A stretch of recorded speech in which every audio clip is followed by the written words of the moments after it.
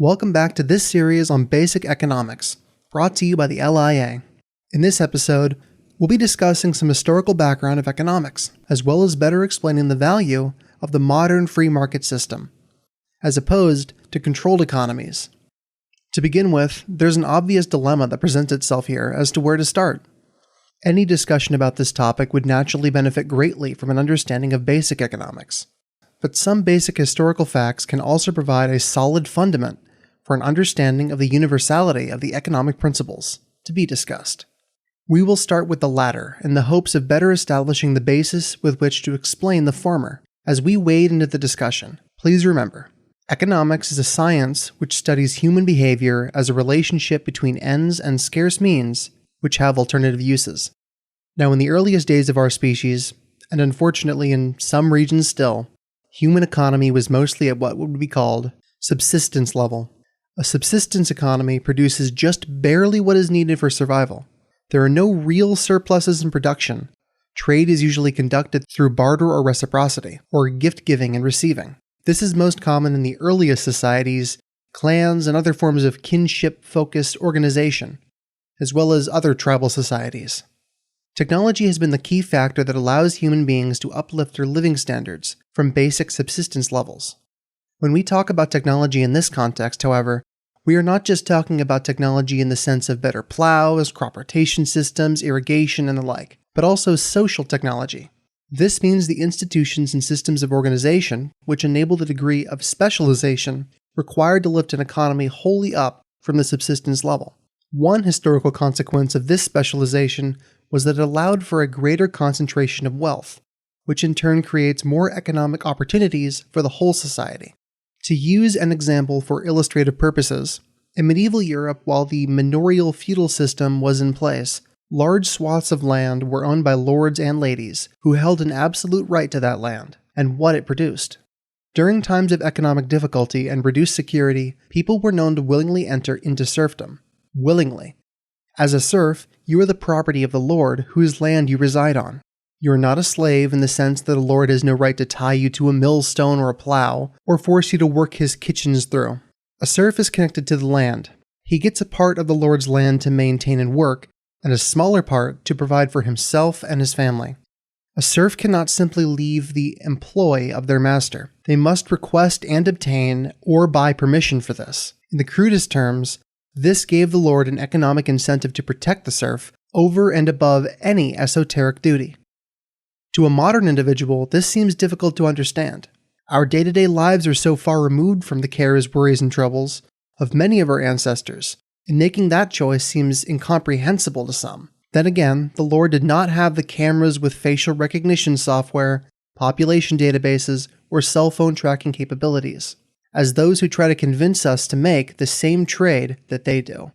In any case, these manners, like many early city-states and nations, were often conceived by those who ruled them as self-sufficient entities, in competition with other such entities.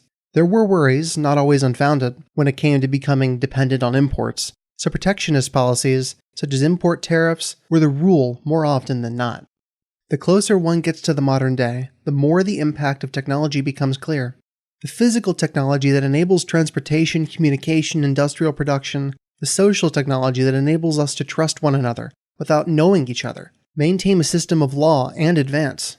In a tribal, manorial, feudal, or other centrally controlled economies, an elder, lord, or administrator may or must order the production of certain amounts of certain goods and services. In each manner, decisions regarding distribution and remuneration are also within their purview, and dependent, at least in part, upon their whims. In modern free market economies, this role is played mostly by market prices. Assuredly, upon viewing our past, we can see the extent that our advances not only in the physical means we use to produce, but the social means we order ourselves and our societies by, provides wealth unimaginable. The modern-day poor in developed countries live better than the richest kings of medieval Europe could ever imagine. But to return to a more modern framework to discuss these eventualities, near the end of our previous video, we gave two examples which we can refer to here: steel and the beachfront property. If you recall, we made the claim that more people would like to live near the beach than there are beachfront properties. Let's assume that to be true, for the sake of the argument, And imagine the activist movement were to convince the government to declare access to beachfront property as a basic right. Would this change the basic reality of the scarcity of the beachfront property? There is no reason it should, so the government would have to come up with some scheme to address this. Subsidies for non-beachfront dwellers, timeshare arrangements, nationalization of the beachfront property market, etc. In our estimation, this would not be productive, efficient, or even warranted use of government time and funds, especially since the free market, with prices, handles this far more elegantly. Next, let's revisit the steel example. If tomorrow a large, easily accessible new iron ore deposit of exceptional quality were discovered, what are the odds you would hear about it, or even care if you did? Unless you're directly involved with the steel industry, you're not likely to have access to that info. Even if you did and somehow knew what to do with that info, would you know or care to know the same for aluminum, cobalt, copper, nickel, tin, lead? In a free market economy, prices will adjust and handle that situation. People that produce steel would see their cost to produce a certain quantity of steel of a certain quality drop. They would conceivably react by increasing production, increasing quality, or increasing their profit margins. Since they are operators in a free market economy, they usually have a strong economic incentive to choose carefully between these combinations and various other alternatives. Again, carefully. Combinations of these and various alternatives carefully, keeping in mind the risks and potential payout for making these choices. Depending on the actions of various steel producers, you would see the changes in the prices of it. Some producers will simply keep outputting the same amount and quality, and others will boost either of those two. In effect, more steel of various qualities will be available to buy.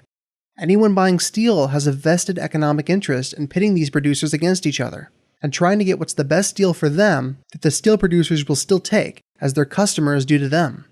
So in a free market, people are free to make their own choices. They choose what to buy, what they invest in, they choose between orange juice and apple juice, and between various producers of said juices. They choose between investing in Apple or in apples. Individuals all, seeking to maximize their acquisition of value though, they may value different things. For some, giving away their old phone is as valuable as selling it is to some others. Since there is always a scarcity of things to make you feel good about yourself, let alone of the things that you can do to make you feel good about yourself, even this is an economic decision of sorts. Now that we've hammered down that point, you can start to see why trying to calculate prices in effect, setting prices, is doomed to such horrific failure. There simply is no way of determining market value objectively. There is no quantum of value. This is just as true in a free market as anywhere else. In a free market, however, economic incentives are such that those who make the best choices get rewarded when failure is punished. Profits and losses are the key concepts here. If you decided it would be a good idea to invest in typewriters in the late 70s in the US, you probably lost that money, not to mention Betamax. So you couldn't go ahead and keep making such bad decisions, because either you lost your own money or someone else's money, who is not going to trust you with their money again. If you were systematically overpaying for the materials or labor, your competition will gut you by undercutting your share of the market by doing your job better for less. If you neglect to modernize or maintain your service, your customers will punish you by choosing other services. The net result of all this is that those who can produce what people want at a price they want to buy it, better or cheaper than anybody else, they will succeed while their competition fails. Net result of this is that we all get access to the best and the cheapest. The immense increase in standards of living across most of the world is proof of this. If one were to add political incentives and interest into the mix, this picture changes drastically. Another example lifted from Sowell, a bus service in two different situations. Situation A. The service is government run with an official, potentially one who's electable, in charge. From the perspective of the official currently in charge, it makes political sense to cut down costs to the future detriment of the service, if he can make sure he's promoted or elected away from the post before the belayed costs rear their heads. In situation B, where the service is privately owned, no such incentive exists. If the owner neglects maintenance, the value of his company in the eyes of investors and potential buyers will decrease. Since all of these actors also have an economic incentive to know that they're putting their money into, one can assume they either will or will lose out to someone that does it better than them. Before ending this video, we would like to emphasize that in human history, there have been no more efficient economic systems than those centered around free markets in liberal democracies. This economic efficiency translates directly into people being warm, fed, clean, clothed, with access to medical services. It translates directly into a greater standard of living for the entirety of society and the individuals that comprise it. Thank you for watching, and we hope to see you again soon.